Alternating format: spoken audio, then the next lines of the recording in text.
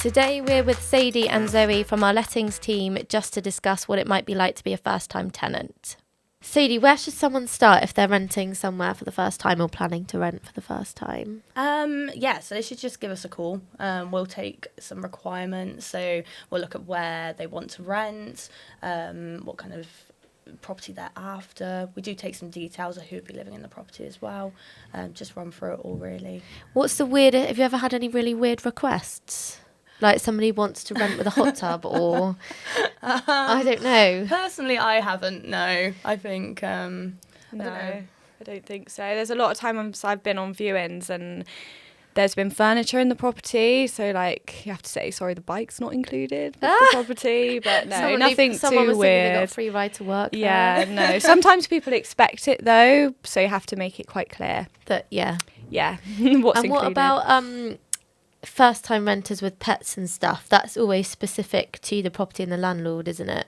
it is. So it's not a given that they'll be able to find somewhere if they've got a dog or a cat. Yeah, so it's hard when it comes to leasehold properties because that's out of the landlord's control due to the lease of the property. Yeah. So it is a really hard one, but I think landlords are quite open to having pets in the property now as long as they're well behaved. Yeah, and that's something that you would chat to them about. So when you're asking them the initial questions, I imagine that's something you guys ask, is it? When they first inquire? Definitely. Just to try and rule out. And how many, is it easier than it was to find a place for somebody with a pet now? Because I know years ago it was really difficult, wasn't it? I think landlords are a lot more open to it, Yeah. definitely. So many people have them now, though, don't they? I suppose since lockdown as well. So many families with pets now, you have to be a bit more lenient. It's just hard with flats because obviously the communal areas, if there's like a restrictive covenant on the building, that's where you can't have a pet because of the communal areas. Yeah. So that's where it's a little bit tricky. And what about if somebody was really set on a specific location? Do you try and find alternatives if we haven't got somewhere? So say somebody really wanted something in North Swindon because they needed access to the 419, but actually we all know that getting on the 419 from Stratton's not that difficult either. Do you then obviously try and give them alternatives so that they're a bit more open-minded about where they're looking? Definitely, yeah. So we'd run through it all with them. And if because we're seeing a lot of renters or people looking to rent coming from a bit further afield, so may not be familiar with Swindon. So we'll definitely talk through the area and different locations that you can. Try and encourage them to be, Yeah. look elsewhere. So on our system, we can match people to different locations as well. So a lot of the time they say they want to be near this, be near that, and we can just select the areas and run from there. And then we can send them out a match. So any sort of suitable properties that come up in their criteria, they'll get it straight to them in emails. So it sort of widens their scope a bit more. And how quickly do you think tenants manage to find, especially if they're coming from out of area? Do they kind of go for like the first house they see? Do you tend to show them like a few? Depends. Yeah, so it is really dependent what they're looking for. I think where we talk to them and we do familiarise ourselves with them initially on the first call, we can really help match properties. So hopefully the first property or the second property they go into will be the right one. Would be really ideal for them. And do you ever get any... So obviously in sales, sometimes they get viewings into houses before they hit the market. Is that the same with letting? So if you had tenants that really wanted something really specific and it came available, do they see it first, or is it a bit different where it has to go on the open market? Yeah, so I've come from sales, so it is a little bit different in a way. I think where a lot of the times our properties have tenants already living there, we're quite restricted on times. So whereas with sales, they really want to get a sale. We could be there all day doing viewings, 20, 30 viewings. But from the lettings perspective, we may be given an hour. So it's quite ideal to get people that we know. Yeah, so you've got backup, I guess, Yeah. just in case you can't get back in again. Yeah. But we will definitely, if the property's empty and we've got someone really ideal, they walk into the office and say, I want somewhere in Old Town, like a 2-bed, we can just walk them straight over if it's empty, and we can. Yeah. And in terms of documentation for a first-time tenant, what do they need to have, or any tenant actually, anyone looking to rent? So Photo ID, passport, ideally. We need to verify that in person, so we ask them to bring that along to the viewing. A proof of address dated within the last 3 months as well, so bank statements, utility bills, as long as it has the full address on, the date. What else do we need? That's a good question. That's pretty much it. Yeah. But when it comes to the referencing, obviously, for the property, you need to make sure you can verify your employment, any landlord referencing. Make sure your credit history is sort of up to scratch. We'd probably suggest doing like a credit check, just so you know before applying to a property, because you never know what you might have on there. I think it's more so the adverse credit. Yeah. So if there's any outstanding CCJs, IVAs or bankruptcies, that does come a little bit difficult. Sometimes, you could be quite surprised what you have on there. So it's definitely worth looking on like Experian or ClearScore or something. Yeah. Definitely. And do you find that you get a lot of long-term tenants now? Are people mainly looking for like 2-3 years plus, or do you? I know people only initially sign them up for a year and then. And then renew. So we do a maximum of a 12-month tenancy, but I think that's just so, I don't know, the landlord could be happy, the tenant's happy there. They don't want to sign in for 3 years and then find out that the location's not working. Or their being job a fixed moved or something term. like that. Children's schools change or anything along those lines. So it works better for everyone. But after the 12 months, they can just renew for another 12 months and keep doing that. Going, most of our landlords are looking for a 12-month tenancy anyway.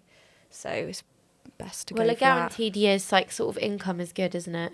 Yeah, definitely. But we do see a mix of people. I think there are some people that want a long term, that they don't want to keep moving. They want to just stay there, because I know the process can be quite challenging or difficult sometimes.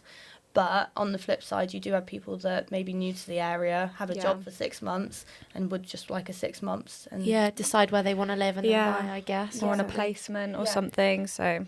And do you find that most of your tenants are younger? Like, I don't know, 20s, 30s? Were they any age?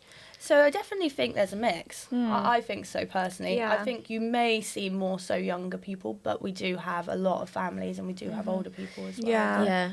I think people that move from out of the area, it's such a good idea to rent first, isn't it? Yeah, because then you learn yourself where you would want to buy. We get a lot of that, people saying they want to buy in the area, but obviously they're new to the area, so they don't want to commit that much.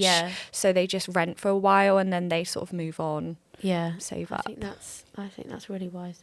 I would do that. And for viewings as well, it's more ideal rather than having to commute 2-3 hours. True. It's much easier if you're around to find somewhere, isn't it? That's a really good point. Is there anything else at all that you would say to new tenants? Anything that we can do specifically to help them? Why are we the best people to phone? Obviously, definitely. So I think a great team, haven't we? We have. We have got a good team, and I think we all have everyone's best interests at heart. We do genuinely want to help people find the right place.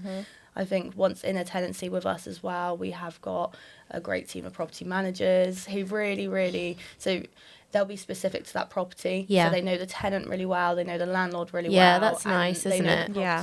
So, because I suppose if something goes wrong, it's so if you know who you're dealing with, you kind of know that stuff will get done. You don't really have that worry that you might be left with a broken boiler or whatever it might be for however long.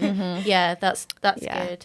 And I think especially for people who are new to it, to have one point of contact to go to, even if it's for like random questions, I guess. Do you ever get people, because what do they get left when they move in somewhere? How do you go in and show them how to work stuff? Obviously there's an inventory. How does all of that kind of work? So we do the viewings, me, Sadie, Connor, we have a great front end team. So we do the viewings, we answer any questions that they might have, any sort of burning issues or questions with the property. We speak to the landlord initially, put that forward to the landlord, get that sorted for them so it's ready for move-in, and then it is handed over to the property managers. Fine. So they'll kind of go through how everything works. If they have any questions in particular, I think We help with transferring all utilities as well, so they'll know exactly if it's a key meter or whether they have to set up the that's the really accounts. good. So we help with it all to make it as easy as possible. It's quite hard sometimes though, because obviously if you do a good few viewings with some applicants, you build up quite a good relationship. You get them in a property and then it goes over to the property managers, and then you miss them. Yeah, we're like, oh, I can help too, but obviously they're more specialised in their job, so it's like, oh, can I help? So it's basically really good for the tenant, but sad for you guys. Yeah, oh, definitely. That's nice that you feel like that though. Yeah. I'm sure you build a don't feel good like that about rapport. anyone, but most people. Yeah. What's your favourite part of your job, Zoe? I would say going out, doing the viewings, just helping people really. Like, you can really see if someone really likes a property and they get the property, just like how happy they are. It's just really lovely. Like, I love that part of the job. And just helping out. Sadie? Yeah, I think it's being customer facing. I love being out. We get to see some nice properties. We get to go meet some really lovely people. And then obviously we've got a really great team, so it's really nice that we come back and we can all work together. And working with Sadie is great. That's nice. So basically, you guys take the calls for anybody that's new that's looking to rent. Yeah. So you're who they need to get in touch with. Yeah. Definitely. Yeah. Good. All right. Us three.